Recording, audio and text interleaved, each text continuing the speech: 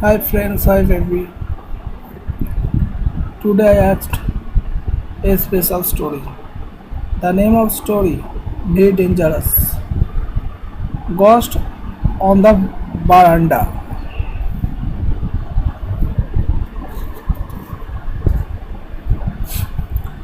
Onel's mother's memory was stored with an incredible amount of folklore, and she would sometimes astonish us with her stories of spirit and mischievous ghosts. One evening when O'Neill's father was out of town and Kamal and I had been invited to stay the night at O'Neill's upper story flat in the bazaar. His mother began to tell us about the various types of ghosts she had known. Mulia, the maid servant, having just taken a bath, came out on the veranda with her hair loose. My girl, you ought not to leave your hair loose like that, said O'Neill's mother. It is better to tie a knot in it. But I have not oiled it yet, said Mulia. Never mind, but you should not leave your hair loose towards sunset. There are spirits called jinns who are attracted by long hair and pretty black eyes like yours. They may be tempted to carry you away. Hi, dreadful! Exclaimed Mulia, hurriedly tying a knot in her hair and going indoors to be on the safe sound. Kamal, Anil and I sat on a string cot, facing Anil's mother who sat on another cot. She was not much older than 32 and had often been mistaken for Anil's elder sisters. Can you see jeans? Auntie, I asked. Sometimes, she said. There was a mathematics teacher in our locality whose pupils were about the same as you. One of the boys was very good at his lessons. One day fell sat at his desk in a corner of the classroom. The teacher asked him to fetch a book from the cupboard which stood at the far end of the room. The boy, who felt lazy that morning, did not move from his seat. He merely stretched out his hand, took the book from the cupboard, and handed it to the teacher. Everyone was astonished because the boy's arm had stretched for years before touching the book. They realized that he was a jinn. That was the reason for his being so good at games and exercises, which requires great agility. Well, I wish I was a jinn, said Anil, especially for volleyball matches. Anil's mother then told us about Munjia, a mischievous ghost who lives in lonely people trees. When a Munjia is annoyed, he rises out from his tree and upsets tongas, bulk carts, and cycles. Even a bus is known to have been upset by a Munjia. If you are passing beneath a people tree at night, aunt, honest mother, be careful. not to yawn without covering your mouth or slapping your fingers in front of it.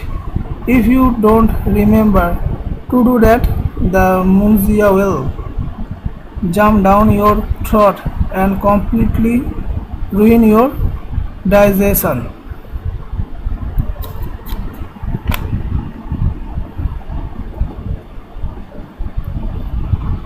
On an attempt to change the subject, Kamal mentioned that a friend of his had found a snake in his bed one morning. Did he kill it? Asked Anil's mother anxiously. No, it slipped away, said Kamal. Gusi said, it is lucky if you see a snake early in the morning.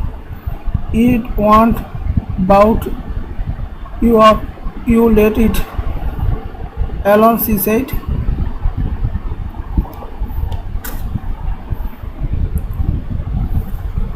By 11 o'clock, after we have finished our dinner and heard few more ghost stories, including one about Anil's grandmother whose spirit paid the family a visit, Kamal and I were most reluctant to leave the company on the veranda and retire to the room which had been set apart for us. It did not make us feel any better to be told by Anil's mother that you should recite certain magical verses to keep away the more mischievous spirit. We tried once we went, but the more we repeated the verse, the more uneasy we became, and when I got into bed, after carefully examining it for snakes, I could not lie still but kept twisting and turning and looking at the walls for moving shadows. Kamal attempted to raise our spirits by singing softly, but this only made the atmosphere more airy. After a while, you heard someone knocking on the door, and the voices of Anil and the maid servant getting up and opening the door. I found them looking pale and anxious.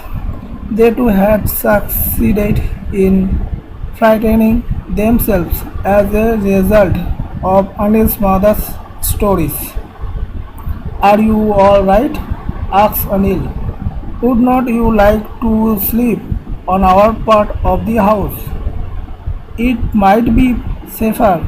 Mulia will help us to carry the bed axe.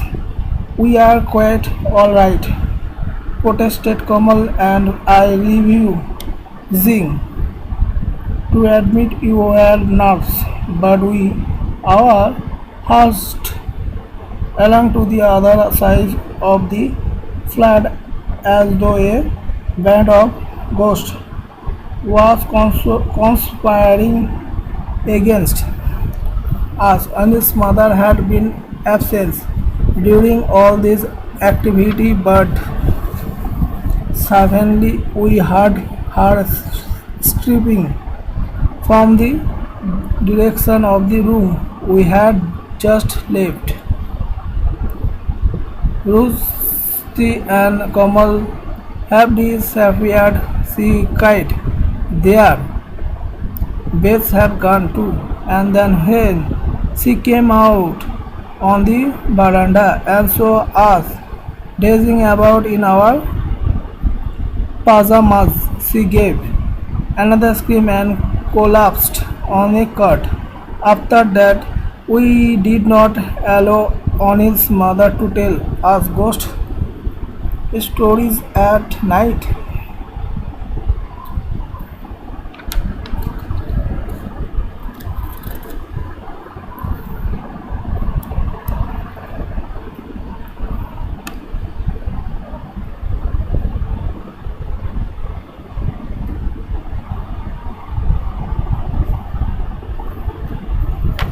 Thanks to everybody. This is channel. Like, share, subscribe and comments. And look at him anytime, all the time. Best of luck. Thank you, दोस्तों. Bye.